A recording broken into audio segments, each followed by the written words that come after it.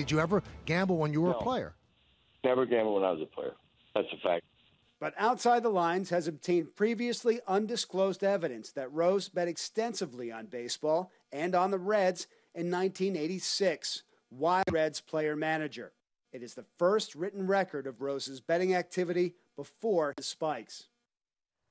What he did or did not do, what he told the truth about or lied about, and if he deserves a place in a hallowed hall. Questions that have vexed fans, baseball historians, and even those who don't care about the game for decades. Peter Edward Rose is indeed the American dilemma. And a new report indicates Charlie Hustle may have lied again. And the firestorm is restoked and burning red hot. Our guest is assistant managing editor at Sports Illustrated, a New York Times bestselling author, and also author of the book so aptly named, Pete Rose, An American Dilemma. Welcome, Kostya Kennedy, to the Hardline. Kostya, pleasure to have you on the show. Good to be on. When we look at this and we see the report that has now come out courtesy of ESPN, I think the first question that we have to ask ourselves is it possible that Pete Rose can tell the truth at any time? It's a very good question. You know, if you were relying on Pete's testimony to give you the truth about his case, you were going to the wrong source, no question. I don't think this is a huge shock to any of us who've been closely following Pete. There was a high suspicion bordering on knowledge that he had betted the player, but it certainly is a smoking gun, and it certainly makes clear that he hasn't been telling the truth as recently as this year. I'm not sure when that interview you played was from, but he maintained he hasn't betted the player all along, completely untruthfully. Does Pete simply just believe that at the end of the day, because he's Pete Rose, the gregarious guy that he always was, that he'll get away with it one way or another? It seems like that's happened even before his first court case, right to now. Yeah, and you're absolutely right. I mean, and they, in his whole defense back in 1989, all they really did was try to argue about little facts that weren't exactly right. They never really addressed things, and he never once came clean. If Pete had done that, he could have had a completely different outcome. The things that Pete has admitted to are just the things that have been proven. You know, what was proven in the Dowd report, what has been proven elsewhere, then he will admit to something. Otherwise, no, sir, I didn't have my hand in the cookie jar. I was putting a cookie back.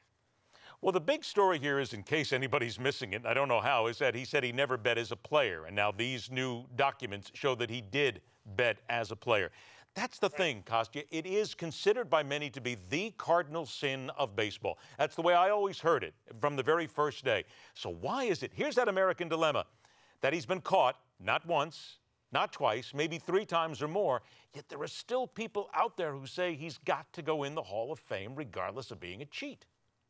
Well, the only thing I say, and I think it's, first of all, just as bad to gamble and bet on the game as a manager when you have arguably even more than as a player. So I don't even think this is the worst sin. It just points up that he's lied about it. He broke the rules and he endangered baseball by what he did. I wouldn't quite describe him as a cheat, only because there's nothing that Pete did as a gambler that seemed to have given him any competitive advantage. Okay, that's fair. That's very fair. But right, a liar indeed. A liar and a rule breaker and an arrogant rule breaker and those things. But compared to, and it's not an apple-to-apples comparison, but compared to the steroid users or compared to other people who have gained a competitive advantage, what Pete did is different. So I'm not making an argument either way, but one can make the argument, look, he achieved what he achieved, and he wasn't aided in that pursuit in any way. He gambled, and we should still put him in the Hall of Fame because he still achieved what he achieved. Well, here we go. About a minute or so left here. Pete has indicated that, yes, he has applied for reinstatement. He has applied for the ability to get into the Hall of Fame.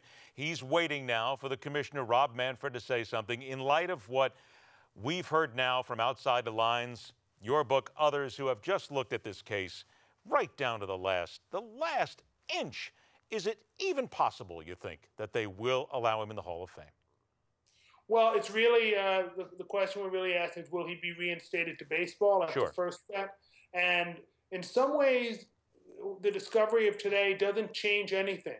It's what he did, and the argument isn't really changed. But so much of what Pete is and has been and his story revolves around public perception. And I think that this hurts him terribly in terms of whether they will allow reinstatement, or not. So I think that it does play a big role, and it's going to make it very difficult for Pete to ever get reinstated to baseball or therefore elected to the Hall of Fame. All right, here it goes. As you put it so well, the book once again is Pete Rose, An American Dilemma.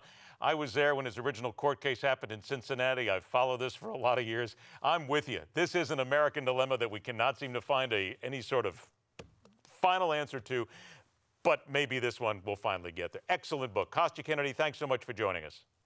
My pleasure. Have a great night. All right, take care. All right, now let's ask. Here comes the American dilemma. You're the American people, so tell us now. Do you think now, in light of everything that we've heard here, more evidence that Pete Rose should be reinstated to baseball and that he should be eligible for the Hall of Fame?